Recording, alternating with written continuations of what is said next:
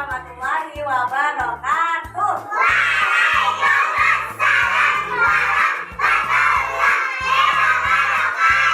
Sekarang kita tepuk anak karakter dulu. Siapa yang bisa? Anak karakter.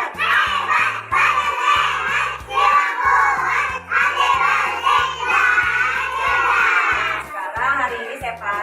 Kegiatan kita membentuk keyakinan kelas yang ada di kelas kita, kelas A1. Siapa tahu keyakinan kelas itu apa? Apa keyakinan kelas itu? Ada yang tahu nggak? Nah, keyakinan kelas itu adalah berisi nilai-nilai yang anak ibu sepakati yang harus dipatuhi supaya kegiatan pembelajaran di kelas kita berjalan dengan baik. Nah, sekarang ibu mau cerita. Siapa yang tahu gambar ibu hari ini?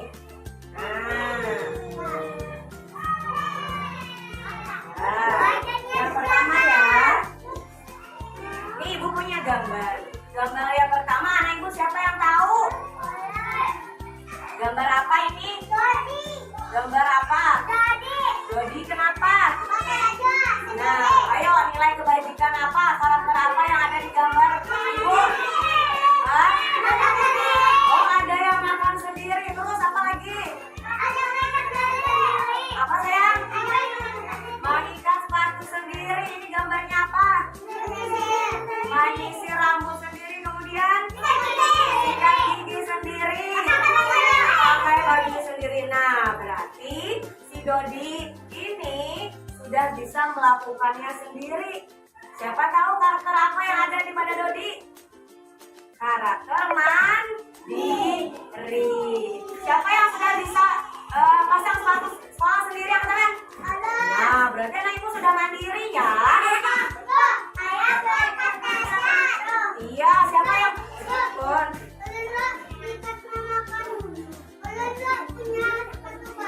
Oh, Aska sudah bisa pasang sendiri. Iya, hebat. Oh iya. Ya, berarti siapa yang jadi anak mandiri angkat tangan?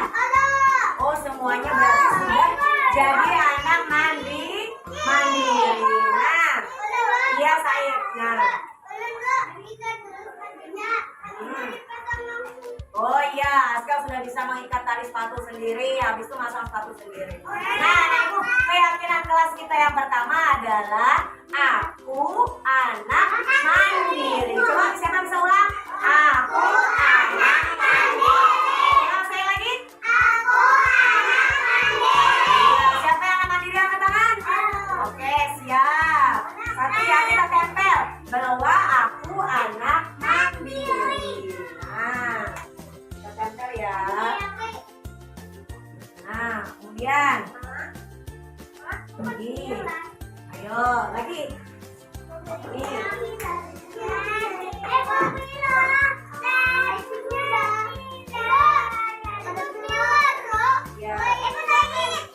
Lagi. Nih gambarnya. Nah, yang kedua gambar apa, Said? Said, gambar apa? Nah, sekolah. Datangan tepat waktu enggak? Datangan tepat waktu ada, Said? Oh iya, yang kedua keyakinan kelas kita adalah aku anak yang disiplin. Siapa yang bisa ulang? Aku anak yang disiplin. Aku anak yang disiplin. Disiplin apa siapa? Disiplin tepat waktu hadir ke sekolah. Ada yang terlambat nggak tadi? Tadi ada yang terlambat ke sekolahnya? Saya tadi terlambat ke sekolahnya? Zaki pernah terlambat ke sekolahnya? Oh, semuanya anak yang disiplin ya. Sekolahnya harus tepat waktu. Jadi udah berapa keyakinan kelas kita? Udah ada berapa, Said? Ada dua. Yang pertama tadi apa? Aku anak mandiri. Yang kedua, aku anak yang disiplin. Sekarang ibu tempel lagi. Ayo. Nah, ada dua gambar nih. Nah, udah ya.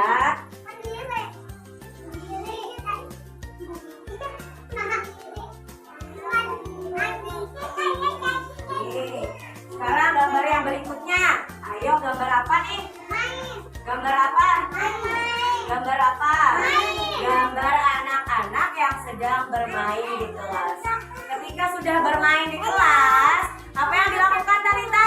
Said, kalau udah main, Said, kalau udah main, mainannya diapakan? Iya, mainannya, anak ibu sudah main, sudah selesai waktunya habis bermain, mainannya harus? Iya, harus dibereskan, harus jadi anak yang bertanggung jawab membereskan mainan, dikembalikan ke dalam kotak mainan, kembalikan ke dalam loker mainan. Begitu juga misalnya kelasnya ada sampah. Ketika makan istirahat, sampahnya di mana? Mana sampahnya? Ya, anak yang bertanggung jawab, Humaira, membuang sampah di tempatnya. Jadi bukan pun pakai keranjang bau. iya, tidak hanya mainan yang dibereskan, sampah pun supaya kelasnya bersih, kita harus bertanggung jawab bersama-sama menjaga kebersihan. Dengan cara apa? Dengan cara membuang sampah di tempatnya. Siapa yang suka buang sampah di tempatnya? Siapa yang cinta kebersihan? Siapa yang jadi anak yang bertanggung jawab? Semuanya harus bertanggung jawab menjaga kebersihan kelas, menjaga membereskan mainan, dan menjaga keamanan di kelas. Sekarang ayo, udah berapa keyakinan kelas kita? Ada 3. Yang pertama tadi apa? Anak, aku, anak yang mandiri. Kedua, anak yang disiplin. Yang ketiga, aku anak yang bertanggung jawab. Oke, ibu tempel lagi deh.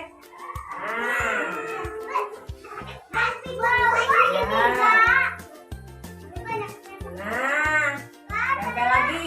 Satu lagi. Nah, nih satu lagi. Coba perhatikan Said. Nah, gambar apa ini sayang? Gambar apa? Coba perhatikan gambar apa? Ada kotak di atas sama kotak di bawah. Kotak yang di atas apa yang terjadi? Naira, apa yang terjadi pada kotak atas? Wih, pinter Aska. Aska bisa melihat gambar. Ceritanya pada gambar di atas, anak-anaknya memperhatikan bapak ibu gurunya menjelaskan. Berarti anak-anak tersebut ini udah jadi pendengar yang baik. Sekarang kita lihat kotak yang di bawah. Siapa yang ada memperhatikan ibu guru? Nah, ada anak yang tidak memperhatikan bapak gurunya ketika menjelaskan. Nah, yang di bawah ada asik main, kemudian ada yang asik coret-coret buku. Nah, apa yang Pian lakukan ketika ibu guru menjelaskan? Apa? Melihat, kemudian apa? Mendengarkan dengan baik. Siapa yang mau jadi pendengar yang baik? Nah, ketika ibu dia menjelaskan, anak ibu harus mendengarkan dengan baik. Nanti ketika ada orang yang bicara, boleh bergantian satu-satu. Bisa? Bisa? Nah, sekarang siapa yang mau jadi pendengar yang baik seperti kotak di atas? Angkat tangan. Nah, Naila jadi pendengar yang baik. Siapa yang mau jadi kotak yang di bawah? Ada anak yang tidak mendengarkan dengan baik. Oh, semuanya mau jadi ada pendengar yang baik ya? Oke, nah sip. Sekarang ibu tempel lagi ya. Sari jadi pendengar yang baik loh. Nah, pintar. Sekarang ibu tempel lagi Sari. Ya. Kita tempel lagi ya. Nah, kita tempel lagi. Nah, sekarang kita tulis bahwa ini adalah keyakinan kelas kita. Nah, keyakinan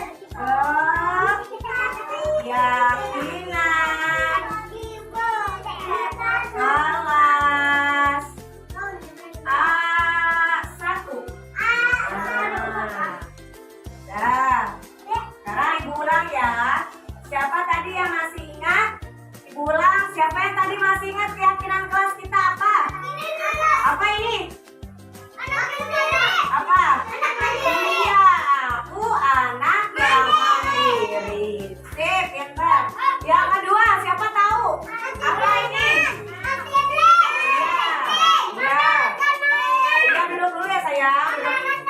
tunjuk dulu ya. Kita ulang. Yang kedua apa ini? Naira, apa yang kedua Naira? Oh iya. Oh yang ketiga apa? Ya, membereskan mainan itu berarti apa? Anaknya apa? Anak yang bertanggung jawab. Aku anak yang bertanggung jawab. Ya, baik itu mainan atau membereskan, membuang sampah. Jadi anak yang bertanggung jawab supaya kelas kita bersih. Tidak ada sampah, tidak ada mainan yang berserakan, tidak ada mainan yang berantakan. Jadi anak ibu semuanya harus kerjasama membereskan dan membuang sampah di tempat. Yang terakhir apa ya? Yang terakhir siapa yang apa nih? Jadi apa? Said. Apa itu namanya? Apa Ali? Iya, jadi pendengar yang baik. Aku anak yang menjadi pendengar yang baik. Sekarang ibu tanya anak ibu, halo Aska, halo. Anak ibu yakin gak? Ayo Talita, anak ibu semuanya meyakini gak peraturan kelas kita? Aska, balik Aska. Umaira meyakini gak bahwa kelas kita ini ada keyakinan kelas yang harus dipatuhi? Anak ibu jadi harus mandiri, sekolahnya sendiri, harus disiplin waktu, datang tepat waktu, kemudian harus bertanggung jawab dan menjadi pendengar yang baik. Anak ibu yakin gak? Sepakat gak bahwa nilai-nilai ini harus diterapkan di kelas kita? Setuju gak? Setuju gak? Setuju gak kalau anak ibu harus jadi anak yang mandiri? Setuju? Setuju gak kalau anak ibu harus jadi anak yang disiplin? Setuju. Jadi anak yang bertanggung jawab, setuju gak? Oke. Jadi pendengar yang baik, setuju gak? Sepakat semuanya ya? Keyakinan kelas kita? Sepakat? Oke, nanti kita terapkan setiap harinya di kelas. Sekarang ibu akhiri kegiatan kita hari ini, kegiatan membentuk keyakinan kelas A1. Mudah-mudahan anak ibu semuanya menerapkan di kelas, oke? Ya, ibu akhiri dengan ucapan salam. Assalamualaikum warahmatullahi wabarakatuh.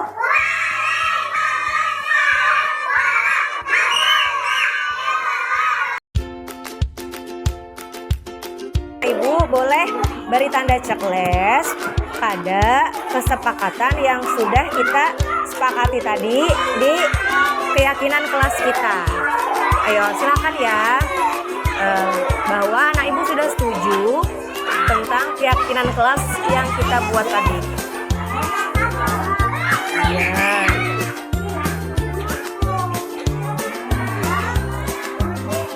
Setuju nggak bahwa jadi anak yang disiplin, mandiri, dan tanggung jawab?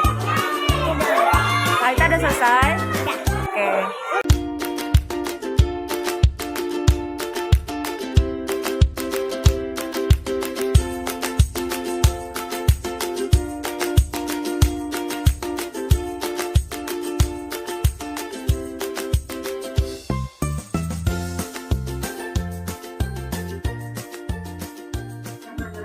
Assalamualaikum warahmatullahi wabarakatuh. Waalaikumsalam warahmatullahi wabarakatuh. Mudah-mudahan ibu guru di TK ini atau apa yang ibu sayangi.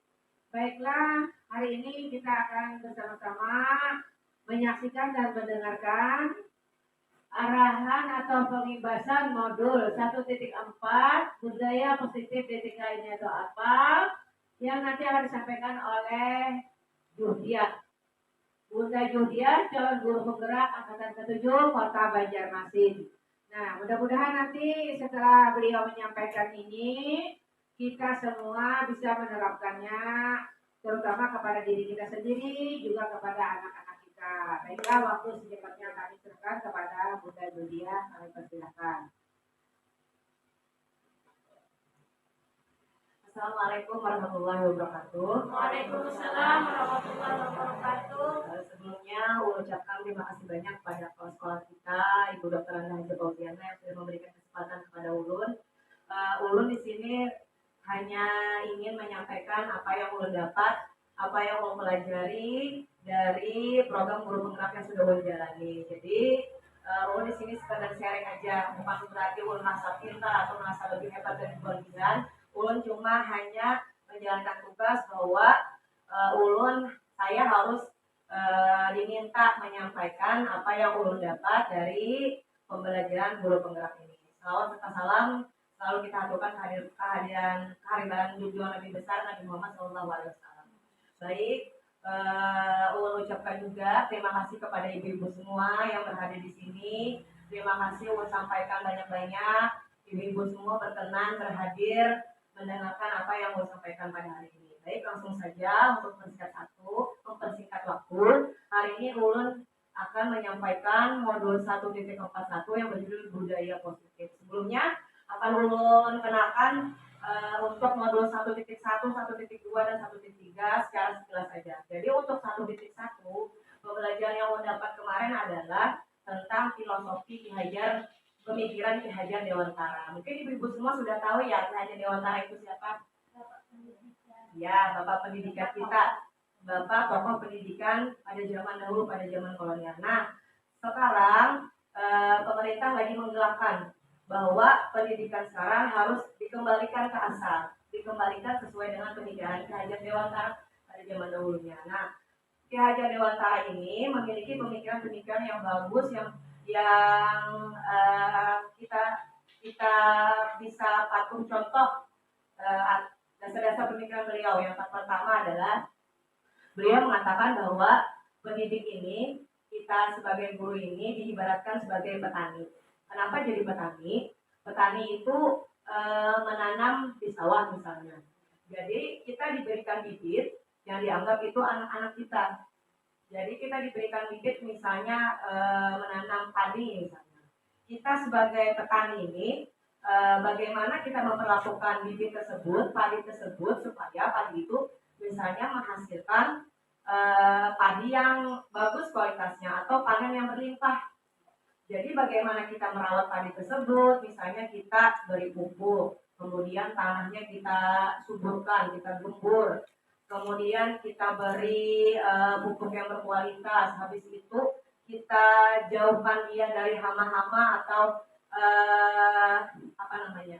kuman, jamur-jamur yang mengganggu tanaman padi tersebut, supaya padi tersebut bisa menghasilkan hasil yang bagus, hasil yang kita harapkan. Nah, sama kita sebagai pendidik, kita diibaratkan petani, kita memiliki bibit masing-masing, anak-anak masing-masing. Jadi bagaimana kita memperlakukan anak tersebut supaya anak tersebut memiliki tujuan yang ingin kita capai. Jadi setiap bibit itu berbeda-beda.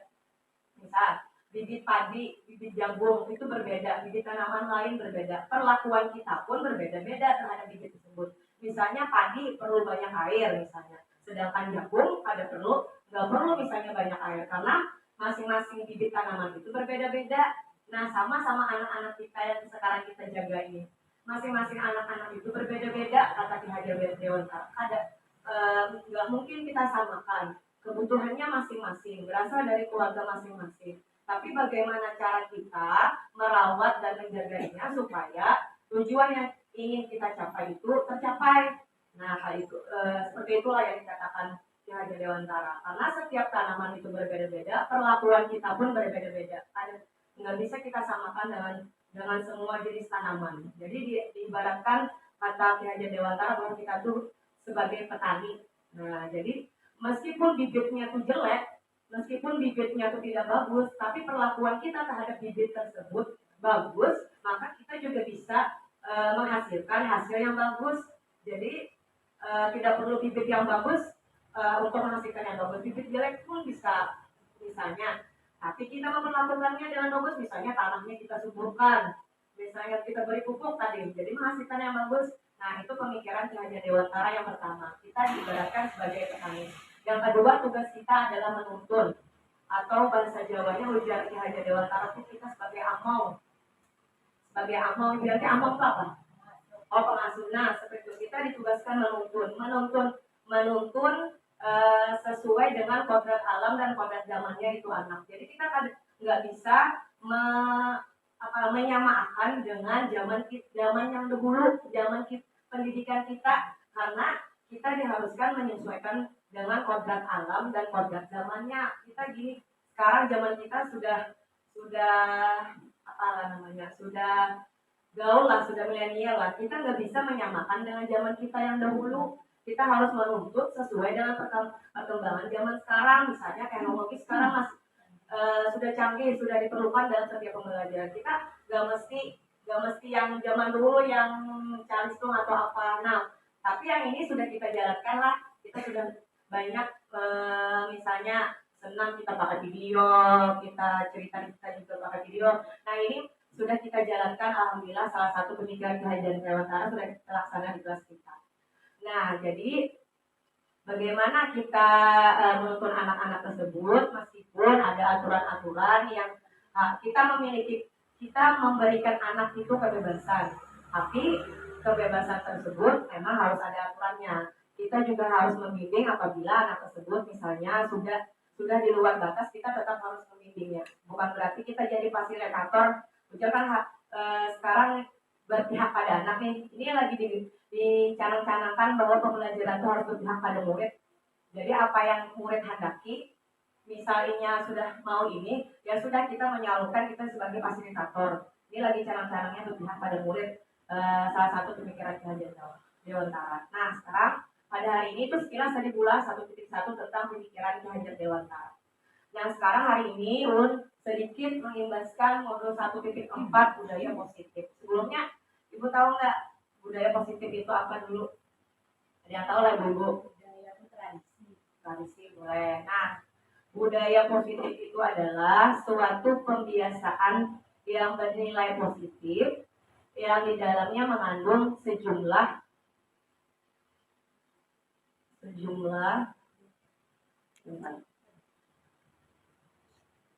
budaya positif adalah suatu kebiasaan yang bernilai positif, di dalamnya mengandung sejumlah kegiatan yang mampu menumbuhkan karakter murid.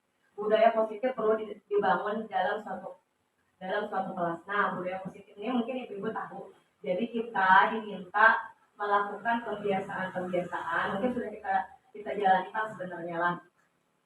Bahwa jadi kebiasaan-kebiasaan positif tersebut menjadi budaya bagi anak, menjadi kebiasaan. Jadi diharapkan budaya positif ini tertanam di dalam diri anak tersebut. Nah, jadi muncul kesadaran dirinya sorangan. Jadi terlahir di sekolah kita budaya positif itu artinya. Kemudian, mengapa budaya positif itu penting? Pengembangan budaya positif dapat menumbuhkan motivasi intrinsik dalam diri anak untuk menjadi pribadi yang bertanggung jawab dan berbudi pekerti, luhur serta akhlak mulia. Nah, tadi yang ulun sampaikan bahwa budaya positif itu sangat penting supaya menumbuhkan motivasi intrinsik, motivasi dari dalam diri anak, supaya anak itu memiliki kesadaran sendiri untuk melakukan budaya positif tersebut. Jadi anak memiliki tanggung jawab untuk melakukan budaya positif yang kita inginkan. Nah, pembahasan modul 1.4. Nah, di sini yang ulun dapat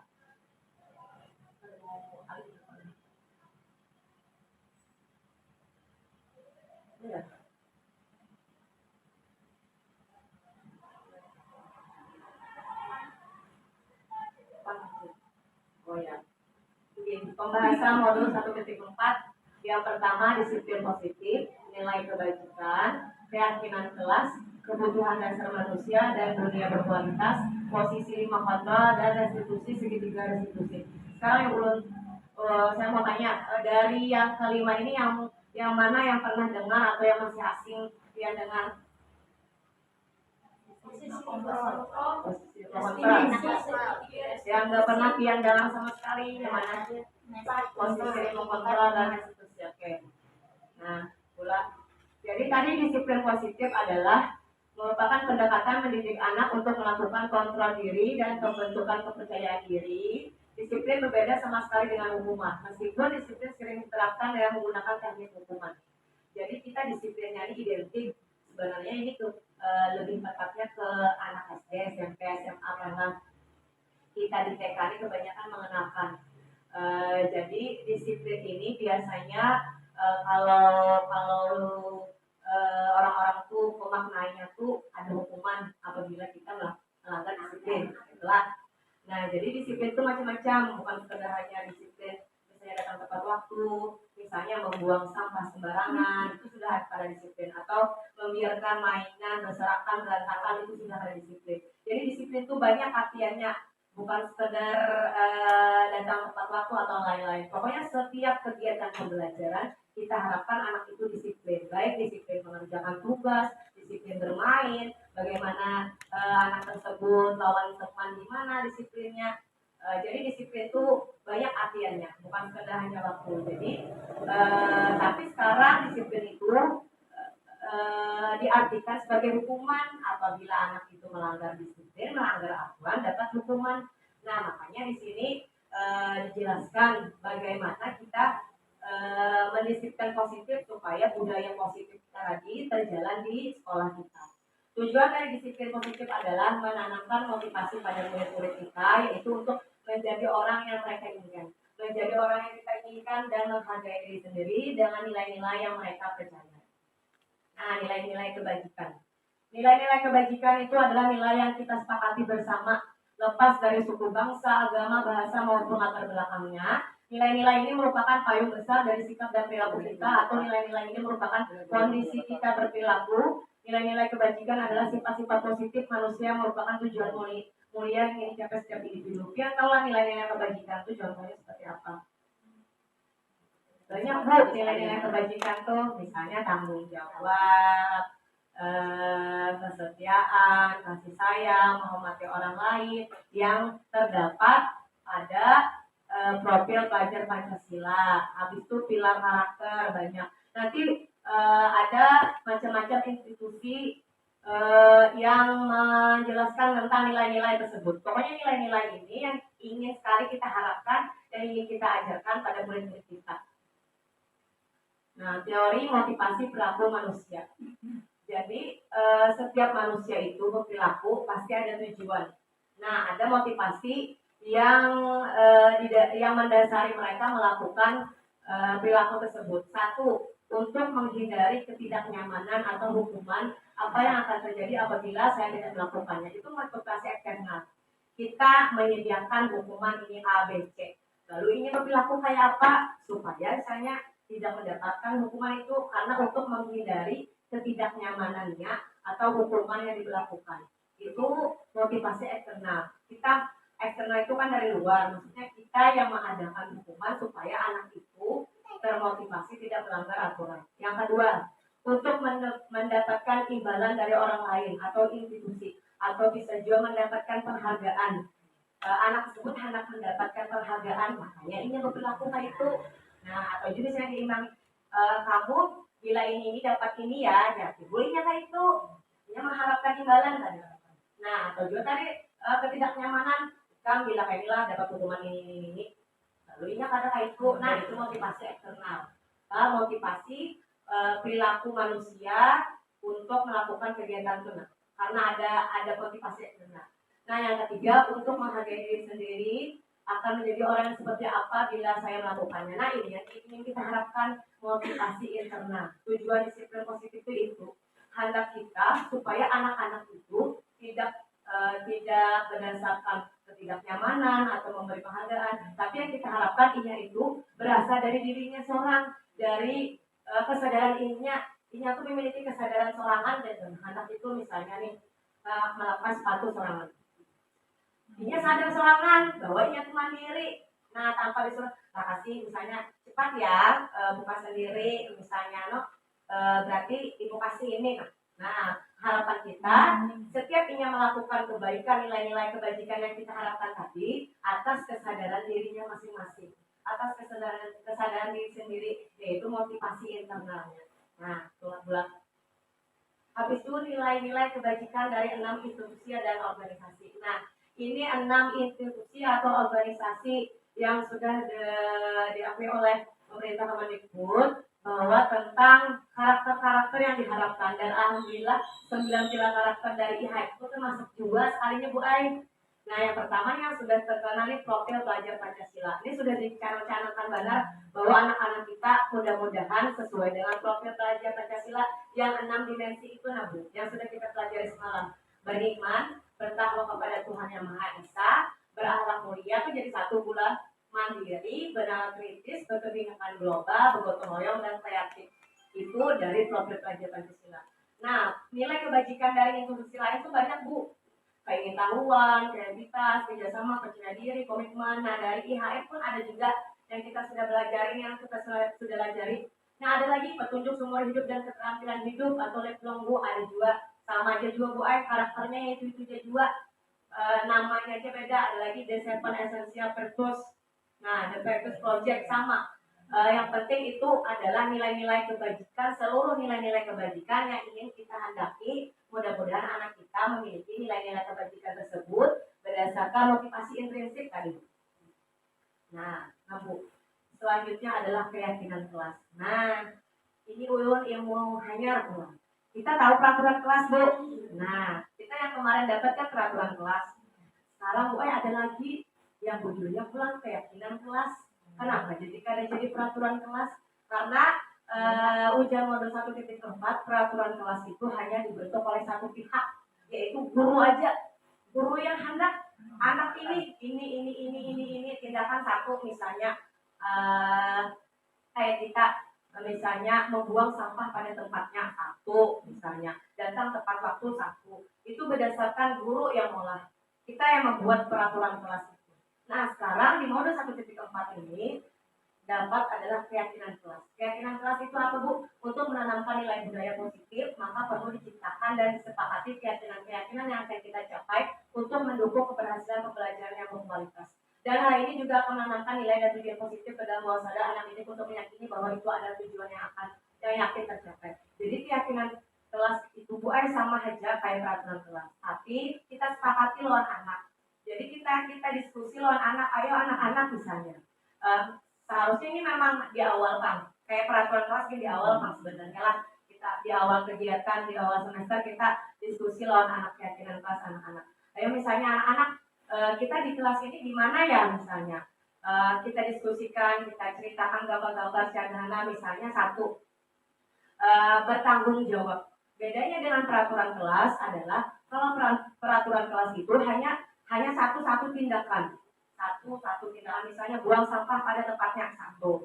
Habis itu misalnya menjadi pendengar yang baik satu dalam satu tindakan. Kalau keyakinan kelas, satu keyakinan kelas itu terdapat banyak tindakan. Misalnya tadi bertanggung jawab, misalnya aku keyakinan kelas kita yang pertama adalah aku anak yang bertanggung jawab. Misalnya kita sudah diskusikan, bertanggung jawabnya apa? Membuang sampah pada tempatnya. Karena kita jelaskan yang bertanggung jawab itu apa. Habis itu naklah bila mainan kita bereskan supaya nggak berantakan, itu termasuk bertanggung jawab juga. Habis itu misalnya barang-barang pribadi anak-anak ibu, tas, sepatu diletakkan ya di tempatnya karena kita anak yang tanggung jawab. Nah, kalau kita misalnya membuang sampah pada tempatnya, sampai tindakan satu membuang sampah pada tempatnya. Nah, kalau kita mengadakan keyakinan kelas, misalnya aku anak yang bertanggung jawab. Karena misalnya sudah melakukan kesalahan, misalnya buang sampah. Anak bertanggung jawab itu gimana ya? Jadi itu maksud ulun. Jadi keyakinan kelas itu kita sepakati antara guru dan anak. Jadi masing-masing kelas itu memiliki keyakinan kelas apa-apa, misalnya menghormati orang lain. Jadi misalnya sayang teman, misalnya Bang Ali. Gimana ya kita menghormati orang lain? Hanya teman aja, atau misalnya menghancurkan, merusak mainan orang lain. Gimana ya menghormati orang lain? Nah, itu maksud keyakinan kelas. Jadi di dalam keyakinan kelas itu terdapat peraturan kelas, terdapat tindakan-tindakan yang mencakup semua nilai-nilai kebajikan. Nah, 5 kebutuhan dasar manusia. 1 kebutuhan bertahan hidup survival, atau 2 kebutuhan cinta dan kasih sayang, 3 kebutuhan penguasaan, 4 kebutuhan kebebasan, 5 kebutuhan akan kesenangan. Nah, ini Bu, anak-anak misalnya yang bermasalah. Kadang kita misalnya anak itu misalnya lagi menyendiri misalnya. Kita ini kadang sadar bahwa setiap orang, setiap manusia, setiap anak-anak itu memiliki kebutuhan masing-masing. kita ini kadang-kadang misalnya anak itu katakanlah yang kasus terakhir yang merabuti makanan orang lain. Nah, kan terdapat nih kasus anak nih, si A ini ketujuh merabuti makanan orang lain. Kita ini kada tahu bahwa ada kebutuhan dasar anak-anak itu. Nah, dari 5 kebutuhan dasar ini yang menyebabkan perilaku. Bagaimana ini perilaku? Apabila kebutuhan yang kelima ini sudah terpenuhi, insya Allah anak itu ujar modul 1.4 sesuai dengan kita yang harapkan. Anak-anak yang bermasalah itu kadang-kadang salah satu kebutuhan dasarnya pada terpenuhi. Nah, Bu, satu bertahan hidup ini terdiri dari makan, minum, tempat tinggal, pokoknya yang berkaitan dengan fisik. Yang kedua, kebutuhan cinta dan kasih sayang, penerimaan. Bisa juga ini dari rumah, sudah dimarahi oleh mamanya. Nah, persoalan bertambah lagi lawan misalnya. Itu dari kasih sayang. Kemudian kebutuhan penguasaan, pengakuan akan kemampuan. Ini terkait dengan penguasaan. Ini aku merasa harap misalnya. Habis itu misalnya terdapat inilah anak berkawan lawan si A. Si A ini kadang mengawani. Kan banyak tuh kasus kita tuh. Si A ini kadang hendak mengawani, lalu dia menganu orang timbul di anunya itu kebutuhan penguasaannya pada terpenuhi. Padahal ini tuh hendak menguasai si kawannya tadi kadang mau timbulnya melakukan apa yang ada diinginkan, itu kebutuhan akan penguasaannya pada terpenuhi. Kemudian kebutuhan kebebasan. Nah, ini kita sudah tahu, misalnya kita melarang ini anak apa kalau ini mencari masalah, cari-cari gawian malah kita kesarik gitu. Padahal kebutuhan kebebasan ini kada terpenuhi. Yang terakhir kebutuhan akan kesenangan. Kesenangan ini apa? Hendak mainan ini kita rabuti.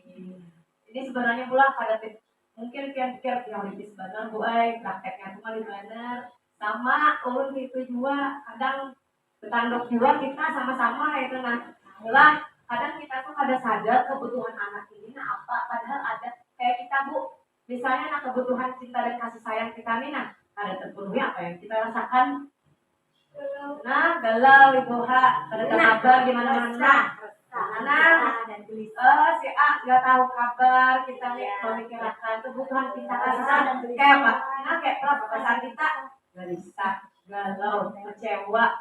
Nah, karena kebutuhan cinta dan kasih sayang harus terpenuhi, kita aja Bu, kalau lapar kayak apa? Ngajar kayak apa kita lapar? Nah, Bu, timbul kita hendak menyanyari aja bawaannya. Karena kebutuhan survival kita harus terpenuhi. Sama Bu, penguasaan, kesenangan kita hendak kayak ini nah. Kebebasan kita hendak libur. Nah, kita tuh merasa gelisah karena 5 kebutuhan dasar manusia ini harus terpenuhi. Ada kita aja anak pun kayak itu juga. Nah, makanya ketika kebutuhan dasar itu ada terpenuhi, lalu anak itu cari-cari masalah. Nah, sekarang kita lanjut ke Bu. Nah, ngetes dulu pemahaman Kian.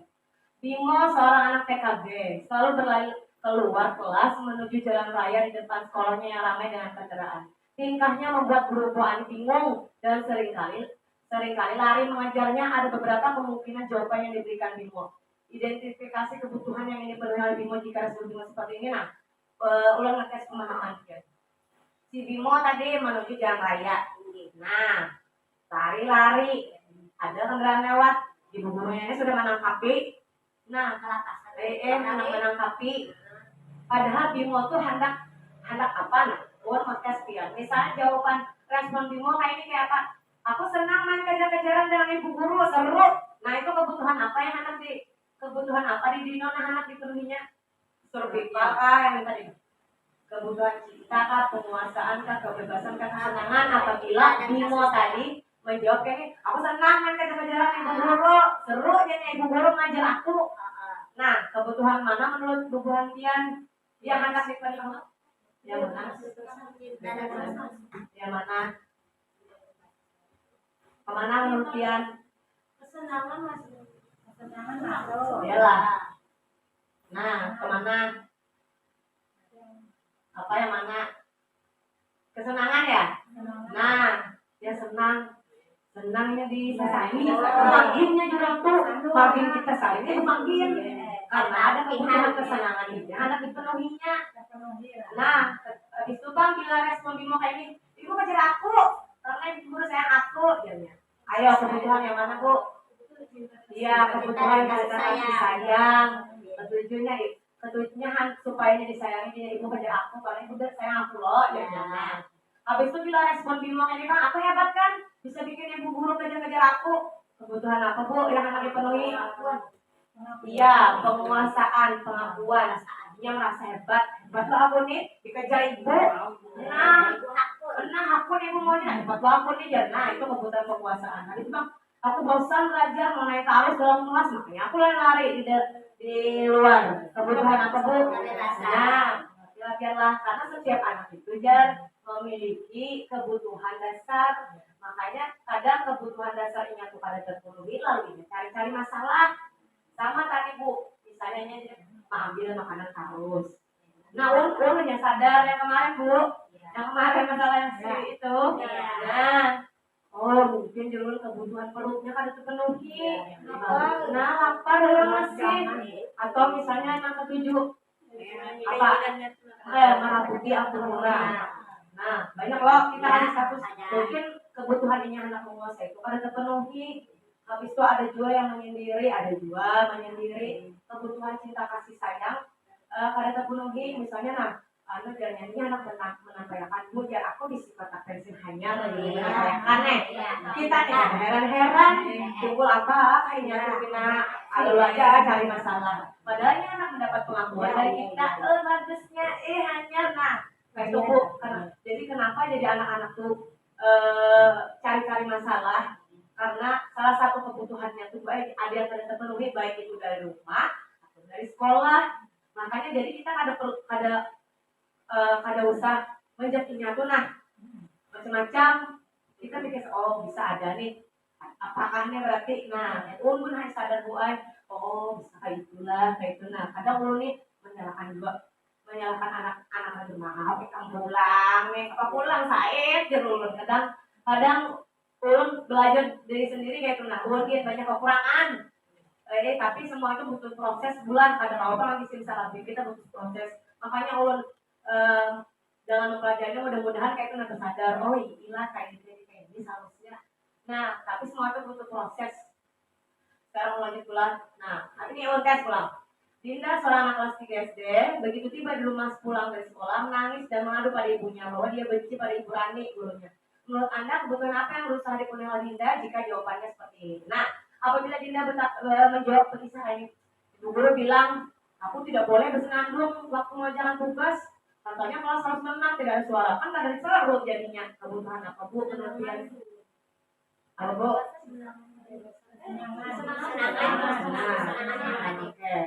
Itu bu anak bersenandung. Ibu gurunya menyariki. Berdiam kayak itu. Kisah-kisahnya mamanya jar pada ketujuh lawan Ibu Rani itu padahal ulunnya bersenandung pada saat mau jatuh tugas tapi ibu guru harus senang menyambutnya itu. Ada seru jadinya aja. Sebenarnya kebutuhan kesenangan ini tuh kalau terpenuhi kita ini kan ekspor lah, ayo berdiam apa gitu kan. Tapi kisahnya langsung cari-cari masalah. Karena salah satu kebutuhan kesenangan itu harus dipenuhi. Kalau responnya gini bang bu, ibu guru tidak menyapa aku hari ini, padahal aku bakal jepit rambut baru. Kebutuhan apa bu? Cinta dan kasih sayang. Ini nih hanya memakai jepit rambut, memakai segala ibunya. Heran-heran, bu, aku pakai jepit sepatu hanyar misalnya, kepada jangan ibunya. Ya kan, anak sendiri padahal yang anak dapat ini bu, cari perhatian lah itu. Iya kak, bagusnya ini, ayo lepas satu. Kalau kita lepas, masih lepas masuk kelas. Padahal ini tuh hanya menampilkan apa yang baru dari ini tuh itu kebutuhan cinta kasih sayang bulan. Yang ketiga bu, aku sebel. Gambarku ada rapi, maka ibu guru menunjukkan ke teman-temanku di dalam kelas. Apa bu? Kebutuhan apa bu?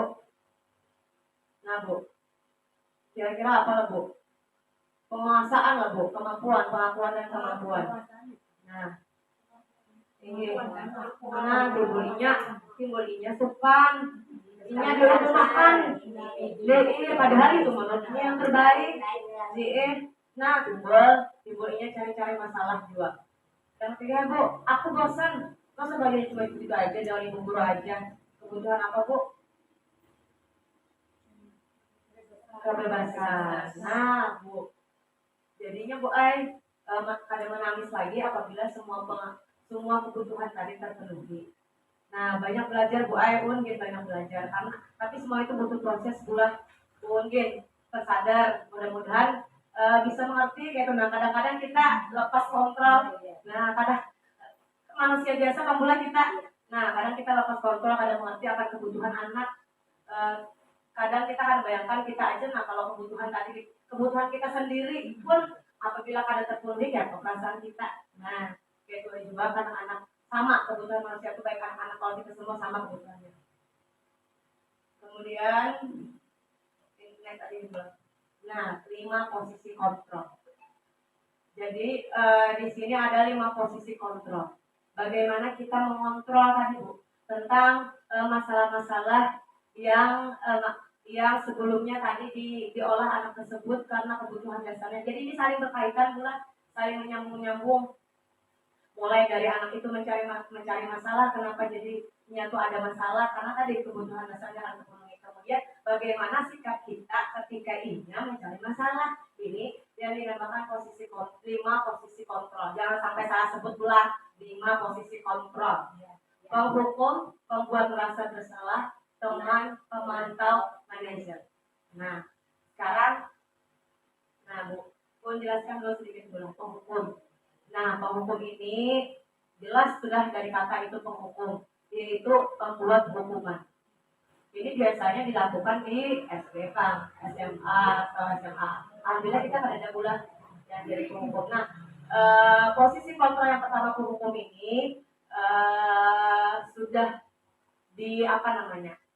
sudah diindahkan. Apalah pemerintah tuh jangan sampai lagi ada posisi kontrol seorang guru itu sebagai penghukum. Nah kalau kita di TK alhamdulillah ada jalan. Masih ada sekolah-sekolah lain yang gurunya masih melakukan posisi kontrolnya penghukum. Misal jika bila ada menggawi tugas keliling lapangan 2 kali, misalnya hukuman post up 5 kali, menulis kalimat 100 kali di buku tulis itu zaman dahulu benar. Nah wah ini Bu sudah kada boleh lagi.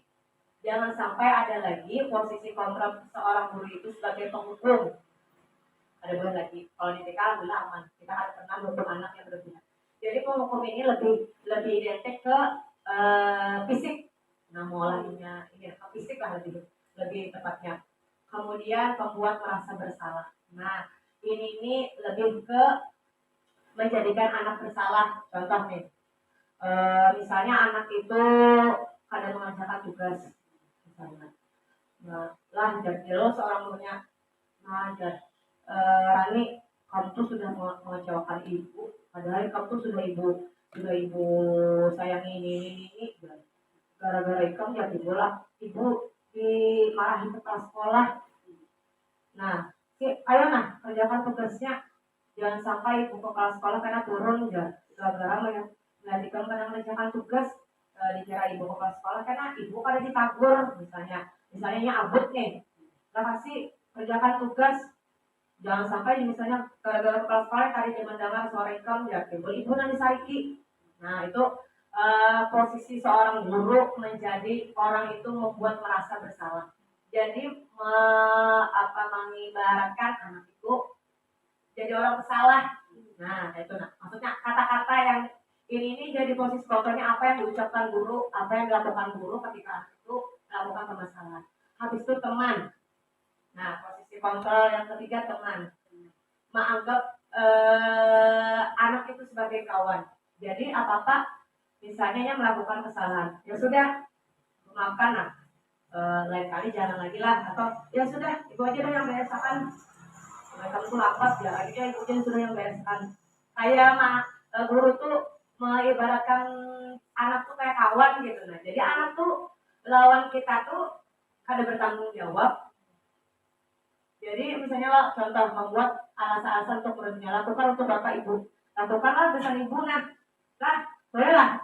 Misalnya yang melakukan kesalahan atau ya sudah nanti bapak ibu bantu bereskan. Padahal seharusnya ini yang bereskan, karena ini yang menangguhkan, yang mau berantakan. Nah, kemudian pemantau ini gurunya melihati dulu. Nah, melihati dulu anak-anaknya kayak misalnya konsekuensi. Nah, di sini pemantau ini lebih melihat konsekuensinya atau peraturannya. Peraturan kelas kita ini apa ya? Kalau buang sampah di tempatnya tuh gimana? Kalau guru menjadi posisi kontak pemantau, ini melihat aja dulu. Dilihat aja dulu. Nah, habis melihat apa yang terjadi, apa ya peraturannya, kayak itu aja. Jadi anak itu hanya tergantung oleh peraturan. Nah, yang terakhir adalah manajer. Nah, jadi yang diharapkan ini yang terakhir Bu, manajer atau kontrol diri. Kita mengajukan pertanyaan-pertanyaan kepada anak. Nah, misalnya, keyakinan kelas kita tuh apa yuk? Masih ingat lah. Tanggung jawab Bu. Gimana anak yang bertanggung jawab? Nah, ini pikir seorang. Nah, berpikir seorang, oh inilah ini. Jadi diharapkan manajer ini ke setiap harinya ini sadar. Jadi kita tinggal menanyakan apa yang kita yakini. Kita keyakinan kelas kita apa? Nah, itu Bu yang diharapkan adalah manajer, kontrol diri manajernya. Nah, itulah. Jadi tindakan terhadap suatu pelanggaran pada umumnya berbentuk hukuman atau konsekuensi dalam modul ini akan diperkenakan program disiplin positif yang dinamakan restitusi. Yang pernah dengar restitusi lah Bu? Pernah dengar? Baru pertama kali dengar ini Bu. Restitusi adalah proses menciptakan kondisi bagi murid untuk memperbaiki kesalahan mereka sehingga mereka bisa kembali pada kelompok mereka dengan karakter yang lebih kuat. Jadi ketika anak itu melakukan kesalahan, kita namakan restitusi Bu. Padahal sama aja Bang, tapi sudah ada istilah restitusi. Langkah-langkahnya adalah menstabilkan identitas. Jadi misalnya Bu, dia melakukan kesalahan apa ya Bu contohnya? Kesalahan apalah? Misalnya kayak misalnya surat izin. Langkah pertama adalah menstabilkan identitas. Nah, menstabilkan identitas itu boleh kita tanyai apa yang dia lakukan tadi nak? Misalnya, coret dinding Bu jadi nyala. Oh, jadi nyala. Coret dinding kah? Oh, kita tautinya apa Bu? Kita langsung bilang, ada boleh ini. Nah, kita menstabilkan identitasnya supaya ini ada lebih parah, kita buatnya tenang. Oh iya kah, tadi coret dinding kah? Oh misalnya kita tahu mungkin kebutuhan mungkin si Sepa misalnya senang nih coret-coret misalnya, tapi Pian bilang bahwa melakukan kesalahan itu manusiawi lah. Semua anak tuh bisa melakukan kesalahan. Kita stabilkan identitasnya. Kalau boleh kita serang dulu, jangan diserang dulu, kita jangan memain dulu. Kita stabilkan identitasnya tenang. Kita mengajarinya tenang. Oh, bisa setiap anak pun setiap manusia tuh boleh melakukan kesalahan karena melakukan kesalahan itu adalah manusiawi. Ibu pernah juga misalnya melakukan kesalahan. Habis itu lalu kita jelaskan validasi tindakan yang salah. Tapi dia tahu lah keyakinan kelas kita apa. Misalnya kita beritakan lagi keyakinan kelas kita. Lalu misalnya jawab nih, salah satunya misalnya kali ingat lah kita ingatkan anak yang bertanggung jawab misalnya. Nah dia tahu lah anak yang bertanggung jawab itu kayak apa. Nah kita jelaskan Bu. Nah lalu habis itu kita adahi tindakan yang salahnya itu apa. Nah kalau anak yang coret-coret dan waktu bertanggung jawab lah. Nah kayak itu nanti kita beritakan lagi ke langkah-langkah restitusi. Habis itu kita dengarkan loh ini jawaban ini tuh ini Bu anak ini ulun Bu anak ini. Habis itu kita tanyakan tadi keyakinan kelas kita apa nak? Tanggung jawab lah orang tanggung jawab tuh kayak apa? Nah kita beritakan hanya kita padahkan, kita jelaskan bahwa keyakinan kelas itu apa, anak kedepannya kan kayak apa sih Pak? Supaya siapa tuh jadi anak yang tanggung jawab. Dan lagi Bu misalnya masih salah jawabannya kita bimbing. Kita tuh inilah anak yang tanggung jawab tuh ada boleh ini misalnya siapa mau kelas kalau senang-senang kita tanyakan kita masalah apa. Nah, jadi misalnya melihat anaknya sudah bercoret-coret, jangan langsung ujian kayak itu nah di restitusi lah namanya. Pokoknya setiap ada tindakan masalah tuh direstitusi istilahnya dengan cara menstabilkan identitas dahulu, jangan menyalahkan anaknya dulu, jangan langsung serang kayaknya, kita buat tenangnya dulu. Nah ini namanya boleh segitiga restitusi, menstabilkan identitas, validasi tindakan yang salah, hanya menanyakan keyakinan yang sepakati. Nah ulah kasih desa. Oke. Nah, menurut Pian Bu, gimana Bu penjelasan singkat dari Ulun atau ada yang ingin Pian tanyakan? Boleh tanya Bu Boleh Bu. tentang restitusi tadi. Restitusi tadi itu apakah pada saat kegiatan berlangsung atau setelah pulang atau boleh di hadapan teman atau berhadapan? Tergantung dari sifat aja Bu. Nah jadi misalnya kesalahan tuh misalnya nih anak yang lain aman aja, boleh kita langsung tanyakan. Tapi misalnya kita sudah gelabakan, kita padahi dulu secara singkatnya. Tapi jangan dimarahi, jangan dimarahi. Setelah selesai baru kita takutnya keyakinan kelas kita apa nak yang sudah kita sepakati di kelas kan ya tahu kan ada kan bahwa kita mengolah keyakinan kelas. Nah keyakinan kelas kita apa yang sudah kita sepakati di kelas kemarin, masih ingat lah misalnya saat anak yang bertanggung jawab itu anaknya seperti apa. Nah kita nyatakan lagi keyakinan kelas kita yang sudah kita sepakati. Nah misalnya tadi atau buang sampah misalnya kayak siapa kemarin lo siapa mana tuh buang sampah sembarangan udah main gue jadinya benar-benar saya main keluar. Lalu kita sepakati siapa setiap melakukan kesalahan itu boleh aja itu hal manusiawi, siapa hari itu bisa jua kawan yang lain pernah jua atau siapa ingat karena keyakinan kelas kita kembalikan pulang. Makanya keyakinan kelas itu penting dibuat pada awal ajaran yang hendak kita sepakati di kelas tuh nah apa aja kita sepakati. Jadi ketika ini melakukan kesalahan kita beritakan pulang. Nah kebetulan jadi apabila misalnya kita lapang kita restitusi langsung itu juga supaya ingat. Misalnya kita sudah repot menghadapi anak-anak yang lain boleh kita restitusi belakangan. Siapa ya tahu lah kenapa jadi dipanggil kemarin. Nah tahu Bu habis kita nyatakan ibu lihat siapa buang sampah sembarangan iyalah dia dia ingat misalnya. Tapi pastinya melakukan kesalahan tersebut langsung kita padahkan. Nah habis itu bila kita tidak ada waktu langsung boleh kita terakhir misalnya kita sudah berduaan tapi jangan di hadapan kawan-kawan kita berduaan. Maksudnya tuh iya di hadapan kawan kan kadang anaknya supan juga ya jangan di hadapan kawan-kawan. Ini saya kan bisa juga di hadapan kawan-kawan supaya kawannya meniru. Nah jadi contohkan kayak apa yang bagus. Tapi yang penting kita jangan mempermalukan ingatan. Kita harus menstabilkan identitasnya supaya ia tenang. Jangan kita gencar.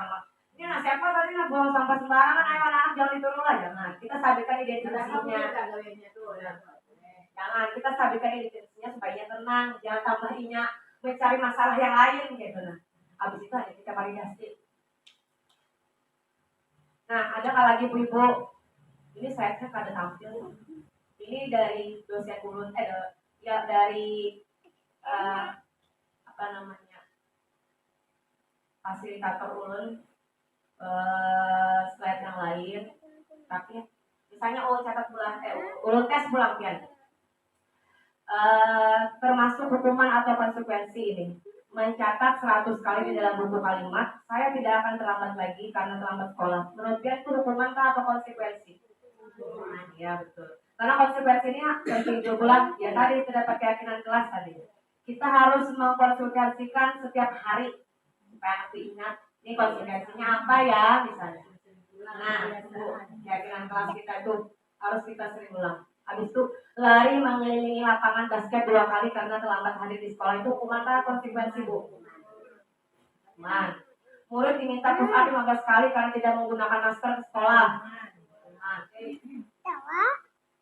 Habis itu menggantikan kertas tugas teman yang telah dicoret-coret. Konsekuensi pulangnya tanggung jawab. Dia mencoret akun orang. Kayak apa ini harus tanggung jawab? Konsekuensinya apa? Dari kertas orang. Karena ini melakukan kesalahan. Membersihkan tumpahan air di meja tulis karena tersenggol pada saat belajar. Konsekuensinya harus tanggung jawab. Jadi pula kita mau posisi kontrol tadi Bu, jangan sampai kita jadi teman. Sudah gitu Ibu aja membereskan kartu lambat. Nah, pada ini kita harus ajarkan ya tanggung jawab Bu, tetap ini yang tetap yang melaksanakan. Nah, karena kita harus konsekuensi jadinya tuh tahu karena ini melakukan kesalahan, konsekuensinya apa? Murid disuruh untuk mengenakan sepatu seharian di sekolah karena tidak mengenakan sepatu hitam. Hukuman doa. Tabulah teman-teman kada pakai sepatu sekolah. Ibu kita suruhnya jangan pakai sepatu sekolah seharianan. Belajar keluar istirahat kada pakai sepatu itu hukuman doa meskipun ini salah. Kita restitusi yang tadi kita padahkan. Apa keyakinan kelas kita kenapa jadi dia sampai salah? Nah, habis itu lari mengelilingi lapangan basket 2 kali karena terlambat 10 menit untuk belajar oke. Lari mengelilingi. Nah, kalau di sini Bu konsekuensi. Karena ini pelajarannya PJOK sudah olahraga. Ini terlambat 10 menit, habis itu disuruh mengelilingi lapangan basket sekalian. Nah, ini sudah olahraga.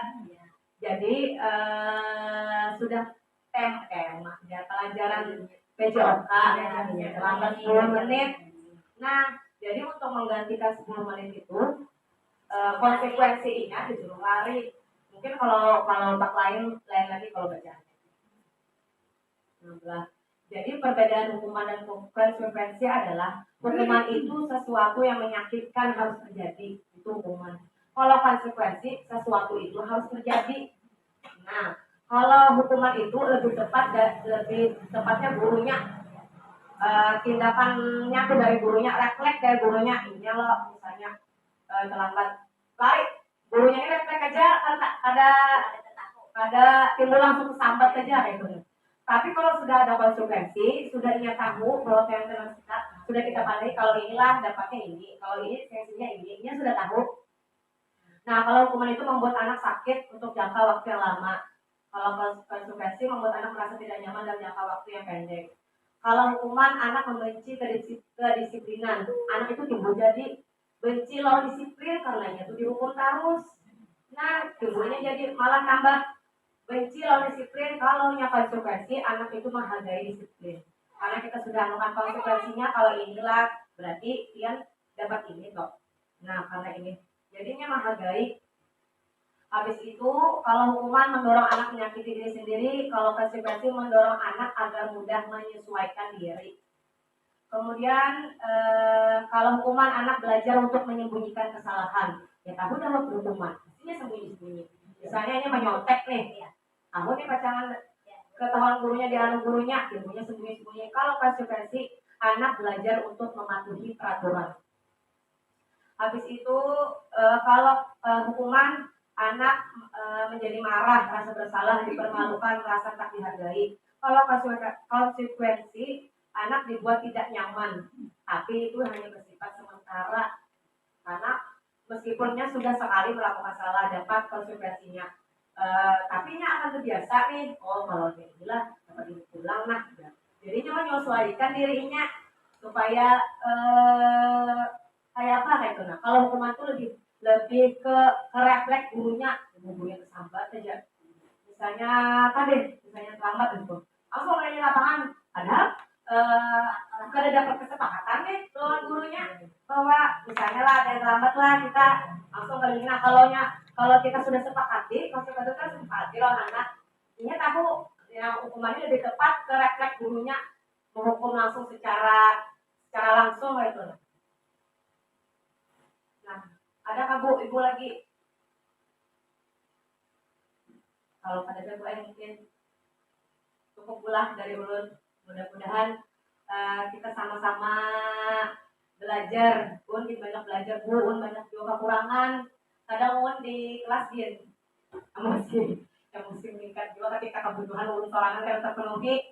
Nah, jadi tapi semua itu pula butuh proses, ada langsung simsalabim tadi. Kita butuh proses, mudah-mudahan kita sama-sama menjadi lebih baik. Nah, ulun gin memotivasi bubuhan pian kalau mereka gerak nih mengikuti beragam kegiatan program guru penggerak, banyak sekali ilmu yang ulun dapat di situ, Bu. Ulun menyemangati itu sekalian semuanya. Mudah-mudahan di lain kesempatan ada angkatan berikutnya Ibu bisa mengikuti, apalagi sekolah kita pula, mudah-mudahan kawan juga kayak kena 4 sekolah penggerak, karena memang banyak Bu ilmu yang udah dapat, mungkin banyak nilai-nilai kebajikan. Oh kayak inilah, oh anak tuh inilah, oh seorang guru ini seharusnya ginilah.